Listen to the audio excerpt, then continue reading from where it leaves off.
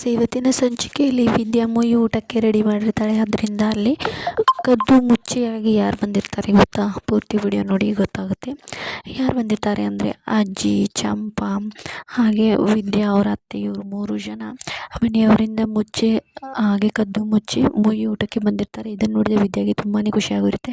ನೀವಾದರೂ ನನ್ನನ್ನು ನಂಬಿದಿರಲ್ಲ, ನಂದೇನು ತಪ್ಪಿಲ್ಲ ಅಂತ ಗೊತ್ತಲ್ವಾ? ನೀವು ಇಲ್ಲಿ ತನಕ ಬಂದಿದ್ದು ಅಜ್ಜಿ ನನಗೆ ತುಂಬಾ ಖುಷಿ ಆಯಿತು ಅಂದ್ಬಿಟ್ಟು ಅವ್ರದ್ದು ಕಾಲು ಬಿದ್ದು ಅವ್ರು ನಮಸ್ಕಾರ ತಗೊಳ್ತಾಳೆ. ಹಾಗೆ ಅಜ್ಜಿ, ಅಯ್ಯೋ ನೀನು ಈಗ ಪ್ರೆಗ್ನೆಂಟ್ ಇದೆಯಾ, ನೀನು ಹುಷಾರಾಗಿ ತಿಂದುಂಡು ಚೆನ್ನಾಗಿರು, ಎಲ್ಲ ಒಳ್ಳೇದಾಗುತ್ತೆ, ಏನು ಚಿಂತೆ ಮಾಡಬೇಡ ಆಯಿತಾ ಅಂತ ಅಜ್ಜಿ ಹೇಳ್ತಾಳೆ. ಅದಕ್ಕೆ ವಿದ್ಯಾ ಆಯಿತು ಅಜ್ಜಿ ಅಂತ ಹೇಳ್ತಾಳೆ. ಆನಂತರ ಏನಾಗುತ್ತೆ ಅಂತಂದರೆ, ನಾವು ಅಲ್ಲಿಂದ ಬಂದಿದ್ದೀವಿ ಕಣೆ, ನಮ್ಗೆ ತುಂಬ ಹೊಟ್ಟೆ ಹಸ್ತಿದೆ, ಬೇಗ ಊಟಕ್ಕೆ ಹಾಕ್ಬಾ ಅಂತ ವಿದ್ಯಾ ಹೇಳ್ತಾಳೆ. ಹಾಗೆ ಅವರಿಬ್ಬರು ನೀವು ಬಂದು ನನಗೆ ತುಂಬಾ ಖುಷಿಯಾಗಿದೆ, ಬನ್ನಿ ಬನ್ನಿ ಊಟ ಮಾಡಿ ಬನ್ನಿ ಅಂತ ಅವರು 3 ಜನಕ್ಕೂ ಊಟಕ್ಕೆ ನೀಡ್ಕೊಡ್ತಾರೆ. ಅವರು 3 ಜನ ಹೊಟ್ಟೆ ತುಂಬ ಊಟ ಮಾಡ್ತಾರೆ. ಈ ಕಡೆ ಮನೆಯಲ್ಲಿ ಶಿವರಾಮೇಗೌಡರು ಅವರು ಎಲ್ಲ ಗಂಡಸರು ಊಟಕ್ಕೆ ಕೂತಿರ್ತಾರೆ. ಶಿವರಾಮೇಗೌಡರು ಚಂಪಾ ಹಾಗೆ ಅಮ್ಮ ಮತ್ತು ಇವಳು ಎಲ್ಲಿಗೆ ಹೋಗಿದ್ದಾರೆ, ಎಲ್ಲಿ ಕಾಣ್ತಾ ಇಲ್ವಲ್ಲ ಅಂತ ಶಿವರಾಮೇಗೌಡರು ಕೇಳ್ತಾರೆ. ಅದಕ್ಕೆ ಮನೆಯವರೆಲ್ಲರೂ ಬೆಬ್ಬೆ ಬೆಬ್ಬೆ ಬೆಬ್ಬೆ ಮಾಡ್ತಾರೆ. ಯಾಕಂದರೆ ಅವ್ರು ಎಲ್ಲಿ ಹೋಗಿದ್ದಾರೆ ಅಂತ ಮನೆಯವ್ರಿಗೆ ಯಾರಿಗೂ ಕೂಡ ಗೊತ್ತಿರಲ್ಲ. ಹಾಗೆ ಅವರು ಯಾರಿಗೂ ಕೂಡ ಹೇಳಿರಲ್ಲ ಕೂಡ.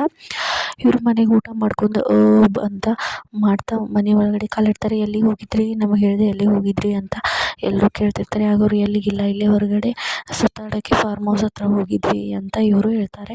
ನಂತರ ಅಜ್ಜಿ, ಏನು ನಾವೆಲ್ಲೂ ಅಡ್ಡಾಡೋಗೋ ಹಾಗಿಲ್ವಾ, ಹೀಗೆ ಗಾಡಿಗೆ ಅಡ್ಡಾಡಲಿಕ್ಕೆ ಅಂತ ಹೋಗಿದ್ವಿ, ಏನು ಎಲ್ಲರೂ ನಿಮಗೆ ಹೇಳಿಬಿಟ್ಟೆ ಹೋಗಬೇಕಾ, ಏನು ಕತೆ ಅಂತ ಅಜ್ಜಿ ಹೇಳ್ತಾಳೆ. ಅದಕ್ಕೆ ಇಲ್ಲ ಅಮ್ಮ, ನೀವು ಕಾಣಲಿಲ್ಲಲ್ಲ, ಅದಕ್ಕೆ ವಿಚಾರಿಸ್ದೆ ಅಷ್ಟೇ, ಹೋಗಿ ಬಂದಿರ್ತಾನೆ, ಊಟ ಮಾಡಿಲ್ಲ ಅನಿಸುತ್ತೆ, ಊಟ ಮಾಡಿ ಹೋಗಿ ಅಂತ ಶಿವರಾಮೇಗೌಡರು ಹೇಳ್ತಾರೆ. ಅದಕ್ಕೆ ಇಲ್ಲ ನಾವು ಮಾಡಿದ್ದೀವಿ ಅಂತ ಅಜ್ಜಿ ಹೇಳ್ತಾಳೆ.